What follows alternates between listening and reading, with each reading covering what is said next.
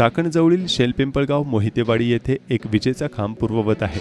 त्याच ठिकाणी उभा करून वीज पुरवठा सुरू करण्याची मागणी स्थानिक तरुणांनी केली आहे।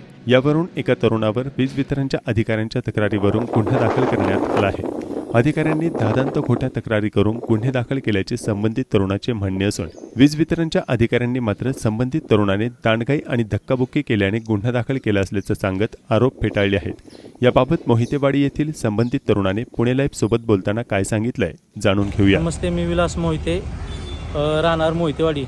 तर माझ्या इथे 2024 मध्ये एमएससीबीचा पोल माझ्या घराच्या बाजूला, रस्त्याच्या बाजूला उभा होता। तो काही लोकांच्या सांगण्यावरनं की त्यांनी एमएससीबीने अनलिगल पद्धतीने तो काढून टाकला। तर तो पोल तिथं गरजेचा होता, यासाठी मी त्या पोलसाठी परत त्यांनी लावा यासाठी पाठपुरावा करत होतो।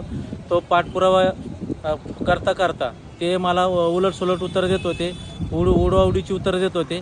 या संदर्भात मी त्यांना माहिती अधिकाराचा अर्ज दिला। माहिती अधिकाराचा अर्ज दिल्यावरती त्यांनी काही लोक मध्ये टाकून मला सांगितलं की 8-10 दिवसामध्ये पोल लावून देतो, तू माहिती अधिकाराचा काय अर्ज वगैरे देऊ नको। तर त्या माहिती अधिकाराचा वापर कर मी त्यांच्याकडे माहिती मागितली, त्यांनी ती दिली नाही। आणि उलट माझ्यावरती आत्ता एक 5-6 दिवसापूर्वी खोटा गुन्हा दाखल केलेला आहे। तर याच्यामध्ये त्यांना कोणीतरी राजकीय तंत्राचा वापर करून माझ्यावरती हा खोटा गुन्हा दाखल केला आहे।